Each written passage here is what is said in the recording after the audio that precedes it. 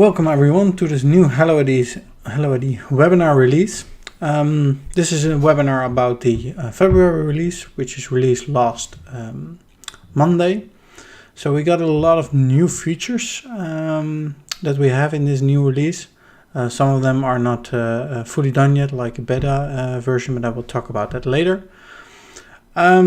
If you want to like and watch this webinar, please subscribe to the YouTube channel and hit the bell icon so you will get notified when there's a new webinar or some new videos about HelloID.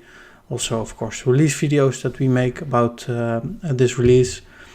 We're going to discuss it, so if you have any questions, you can just put them in the chat and I will check the chat regularly and see if there are any questions, and I will try to answer them. So let's go to the presentation. So we have a couple of new functionalities, and the first one that I'm going to demonstrate, and let me log into HelloID, is for service automation, and it's on the delegated forms. So currently, if you started a delegated form and let's say, okay, we have an account deactivate, and let's enter it and let's go through it. I will select tools and go to the next step and go to the next step and submit it.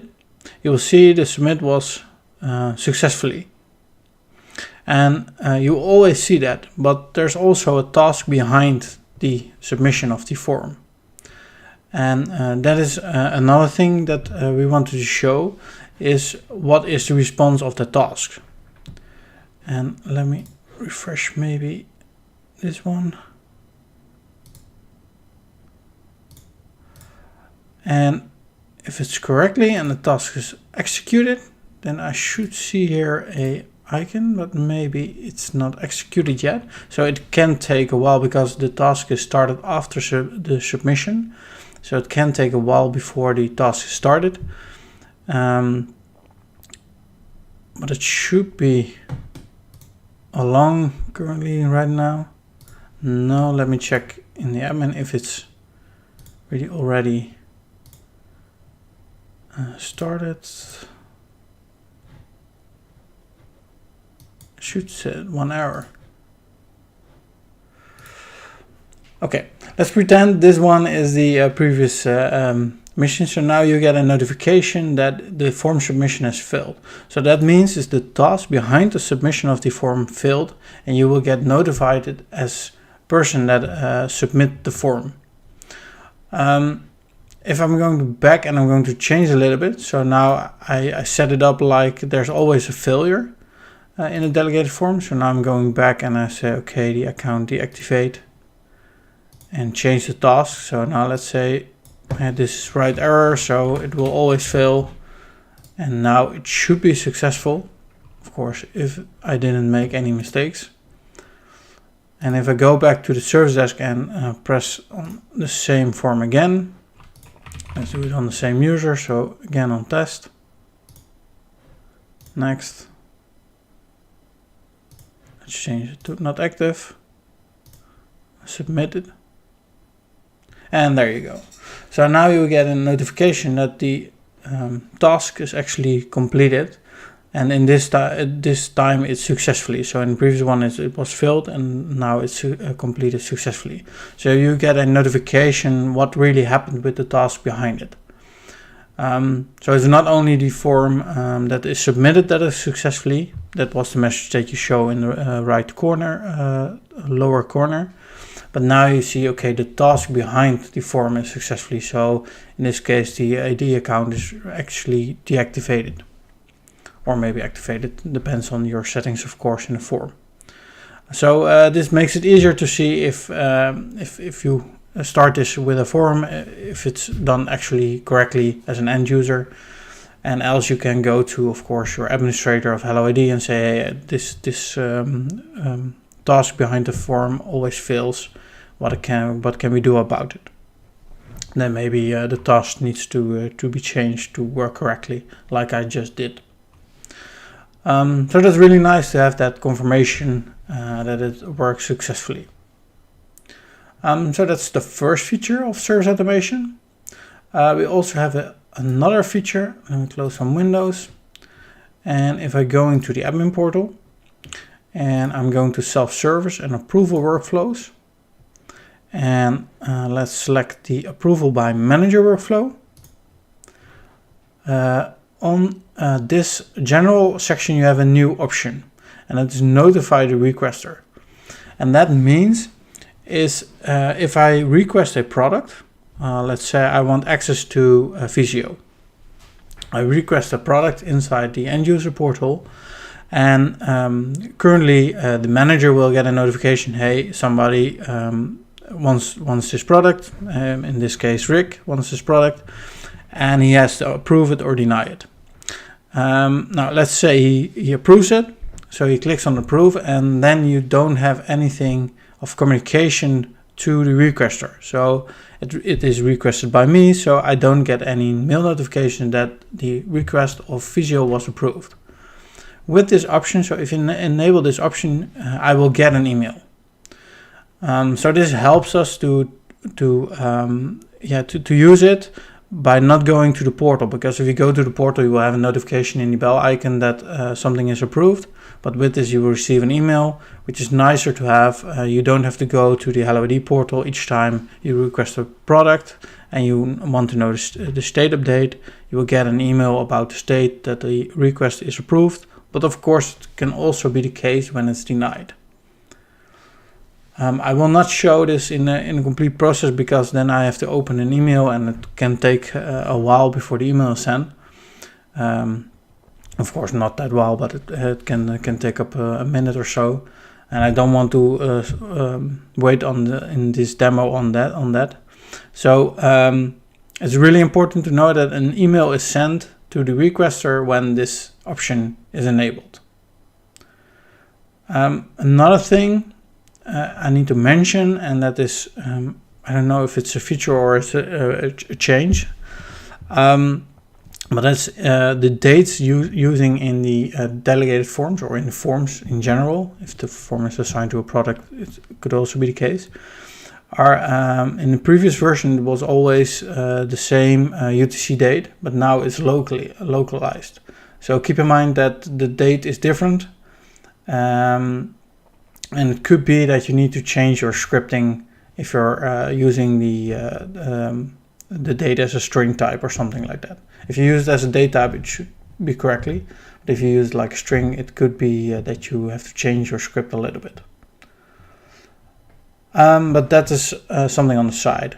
So this is a really powerful feature that notifies the requester, which is really nice, I think, to have a nicer flow. And you don't have to go to the HelloID portal to see if a request is already approved or denied. Okay, that's it for service automation. Let me check if there are any questions.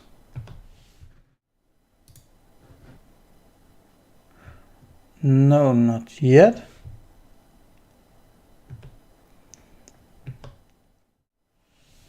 Maybe it's also good to mention that with the service automation, they're really also busy with using a cloud task for the products.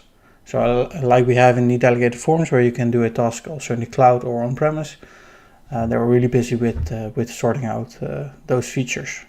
And hopefully they will be here soon. So let's go to provisioning. And if we go to provisioning and we go to the first feature, and it's the business rules.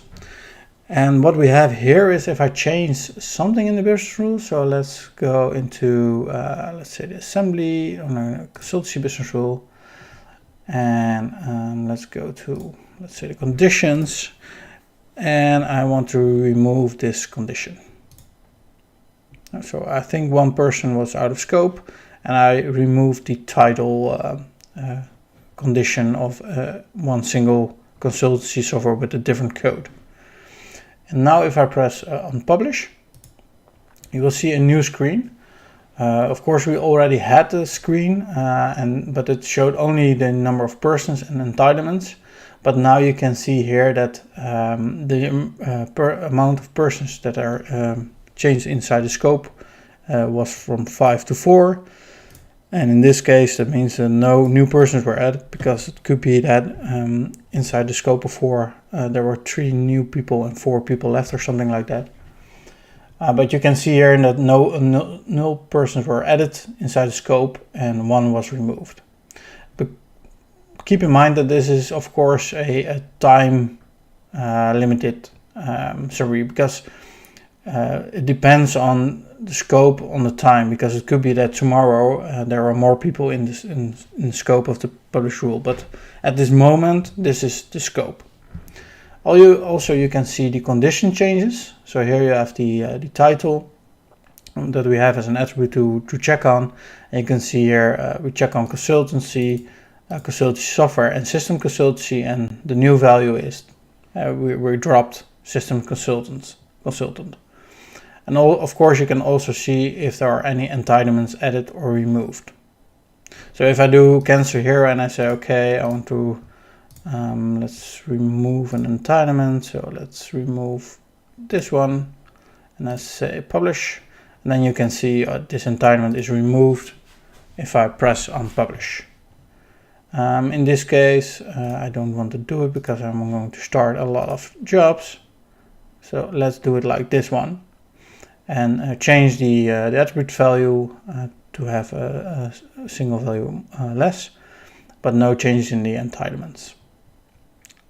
And of course a person is missing, so it should start, if I start an enforcement, it should start that some people were losing their permissions. So that's the first feature. So that's the summary of the business rule change. At the publish summary. I want to show you a little bit later on with the audit logging, because we also have audit logging inside this feature, where you can see who changes the business rule, when and what is changed, but I will show that later on. Another feature I want to show, but keep in mind that this is a beta feature, and that means is we can show it to you. And if you really want to, you can request it to support and we will enable it on your system. But do not use this in production yet, because this is going to change a bit, and the changes could be breaking. So if you use it in a production system now and we were changing it, yeah, your software will break or your code will break, and you cannot, you have to change it a lot. But we really want to get the feedback from you guys already. So we said, okay, we're going to present this as beta, so people can test it, can check it out already. But please do not use this in production environments or production systems. You can use this, of course, in your training environment. Maybe even if you have a production environment and you just want to test something with a target system, that's fine, but do not use this in a production with a production system.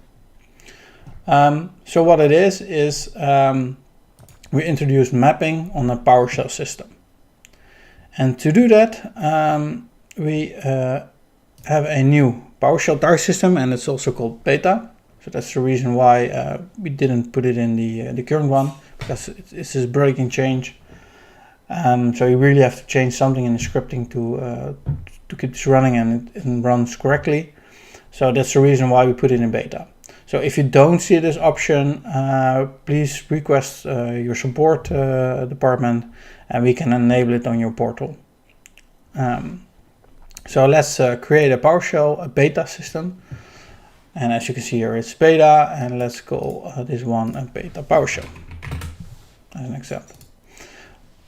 So almost everything is the same as a normal PowerShell system.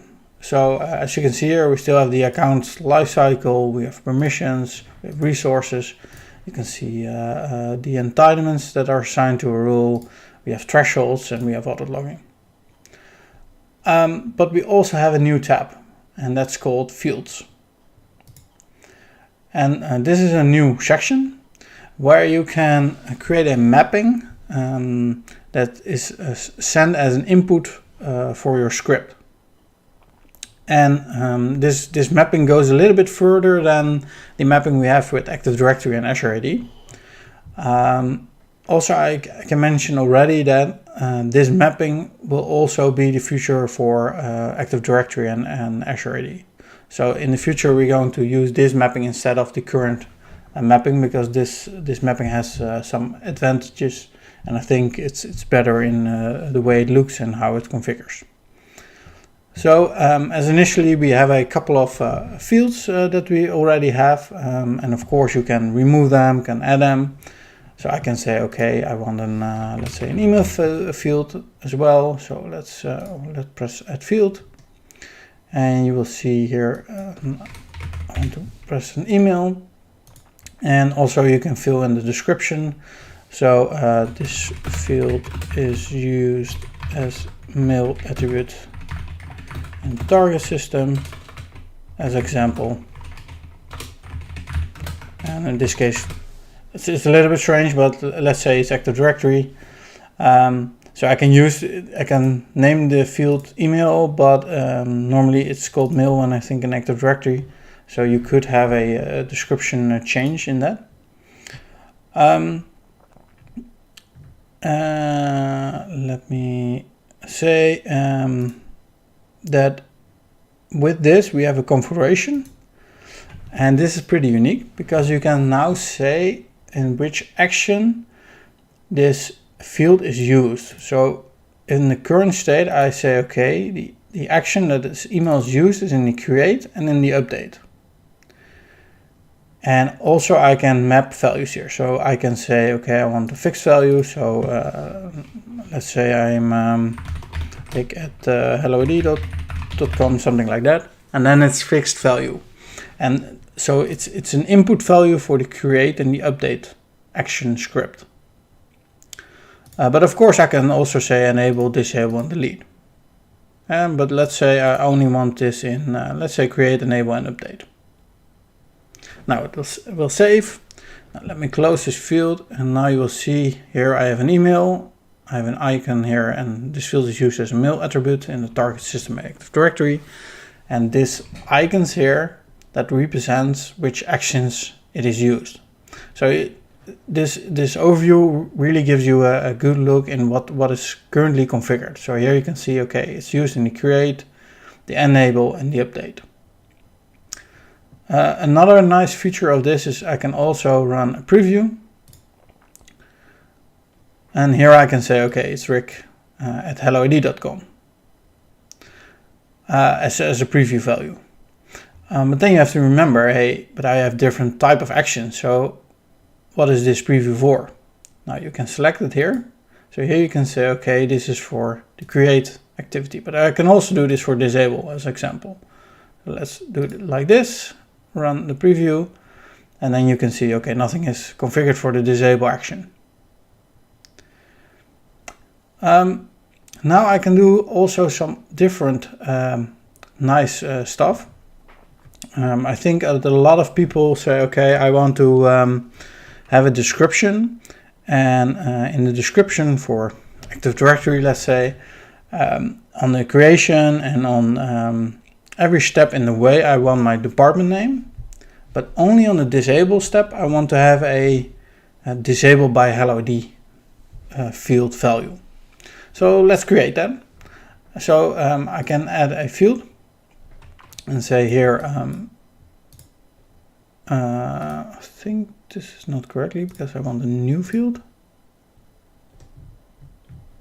Oh, sorry, it's here. My mistake. Let me remove field 2 and go to field 1 and go edit it. And let's say this is a description. And now I can say, okay, I want only in the disable. So let's go to the update, and also not to delete. I don't want to use it in the delete because we're not doing anything with it. I want to use a field, and I want to use the department. And I want to use the department display name. That's really nice. But I also mentioned in the disable, I want to use disable by HelloID. Now I can add the configuration button, and you can see here that a new action screen is provided, and I can say here, I cannot not select the actions that were enabled here above, but now I can say, okay, I want to set disable and I want a fixed field, and here I'm going to say, okay, disabled by HelloID. So this means is that on the create, enable and update actions, I will put in my primary contract department name. But on the disable action, I will say disabled by HelloID. So you know it's disabled. Now let me close this field and let's run a preview. And now you will see, because I selected the disabled function, that the preview value will be disabled by HelloID. And you can also see here a description. These are the actions that are this field is configured. And now you will see disabled by HelloID. So if I switch to create and run a preview, you will see the field will be administration.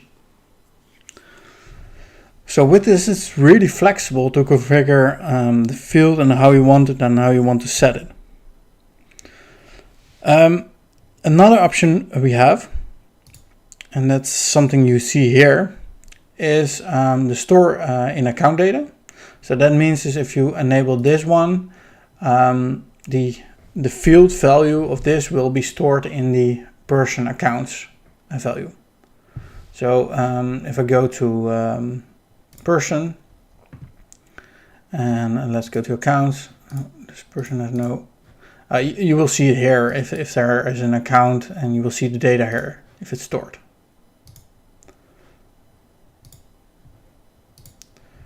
And you will also see here that the option is enabled for stored in the account data.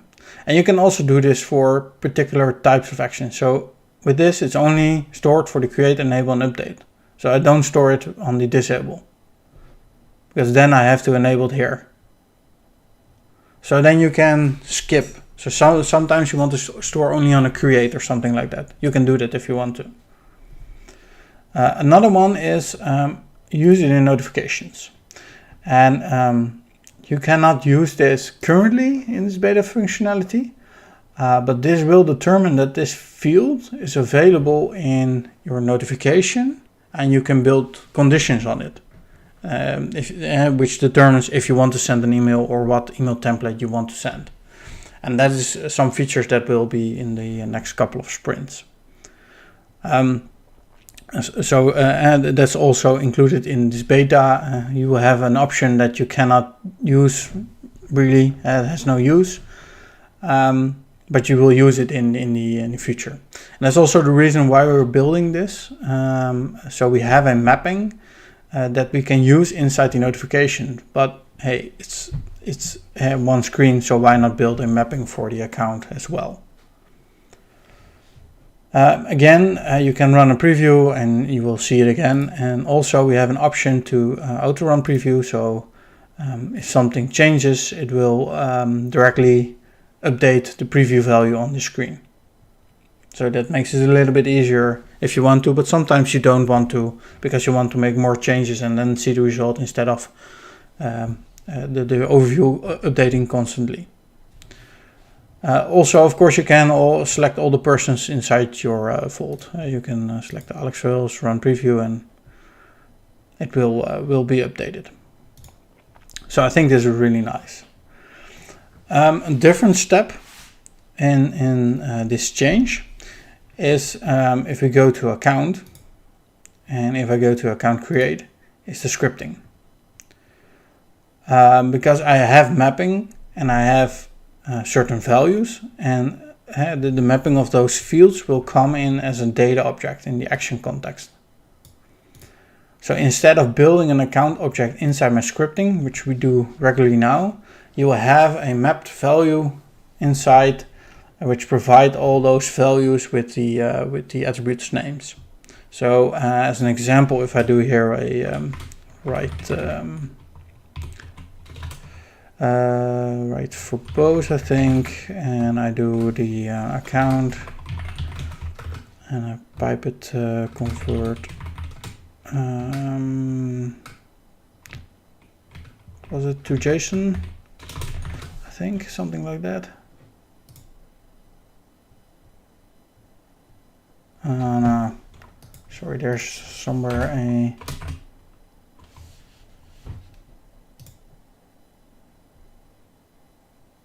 Yeah, so you will see here that I already have the mapping for this action.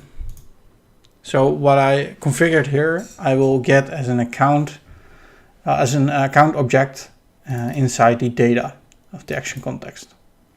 The other difference, and maybe you can see it as well, is in the current scripting, I have to convert from JSON to an object, but now everything will be inserted as an object. So you don't have to do the conversion from JSON to object. Also, we have the whole output. You never see here that we do a write output with a whole object, because we have an output context and that's predefined configured for us. So now we can just say, okay, the output context account reference is this value, instead of saying, okay, and in the button I do a write output and I build an object there and put in an account reference in there and audit logging and things like that. So with this you can just, it's a lot easier to use this, especially here you see the dry run. You don't have to do any conversions from JSON to an object. It's already there, and also I can just set values on side the output context. In this case, success is true, so I know this action is successful, and it will be all returned automatically. Like here, you can see the audit logging, I think, or because it's a dry run, I will not have any audit logging. But it will all be stored back. Of course, this is still beta, so not everything here works currently. But in the next sprint, I think everything works with the input and the output. But that's a big change, because it requires a lot of less scripting to build the same result in the code. So build the same task or action. I think that's a lot of information, so let's check if we have any questions. No, there aren't any questions. Let's get back. So again, if you want this feature, this beta, to check out and to see what's going to change in the scripting and follow all the changes in that and give us feedback, which we would really like, then just request your support department, and we can enable it for particular tenants. And you can use it, but do not use it in production environments. But of course you can do anything with it. I don't know, create a CSV or something like that, or maybe just talk to an SQL database. It's no issue, but it could be that there are some code or script changes along the way, so that could break the functionality. So that's for the beta feature of the field mapping with some extras. So that's a big change that is upcoming. The other one is, I said earlier, I published some business rules, and we had a new summary, but I also mentioned that all those changes are audit logged.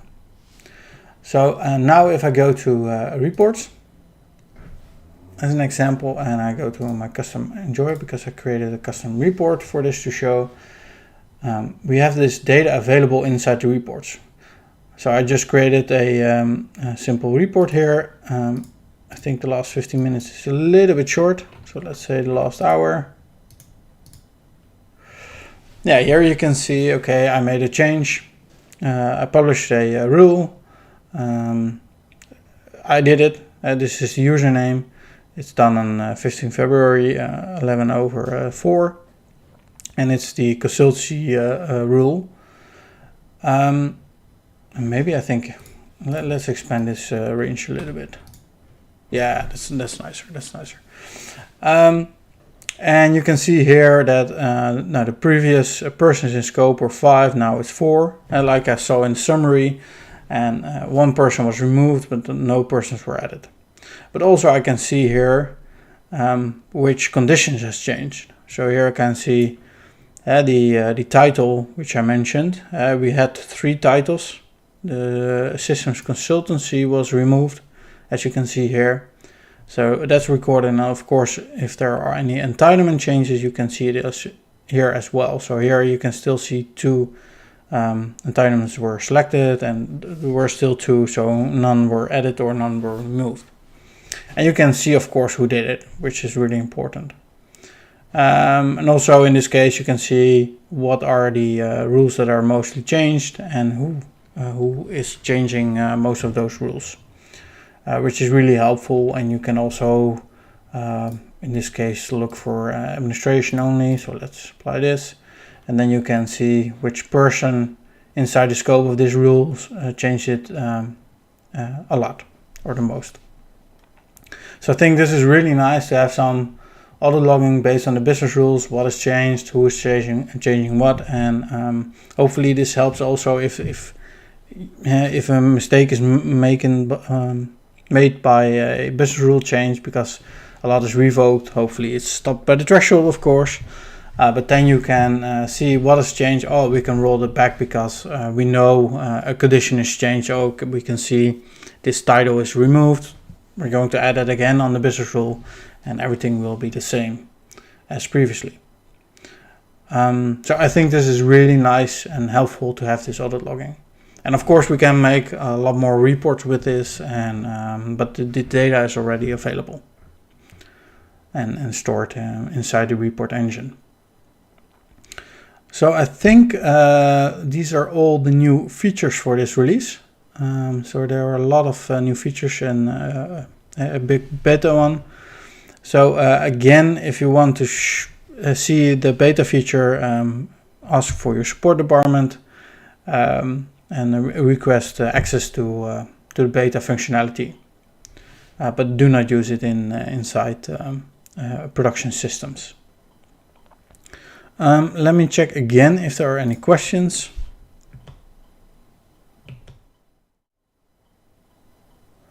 No, there aren't any questions.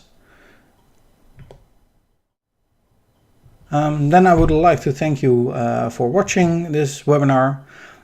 Please do not forget to subscribe and hit the bell icon so you will get notified when there's a webinar or a release video, or maybe some documentation videos that we have and that we're making. And of course it's also good for us to see how many people are watching this, and if we need to do more of this stuff or maybe less, we can use that information as well. So thank you for watching, and till the next time.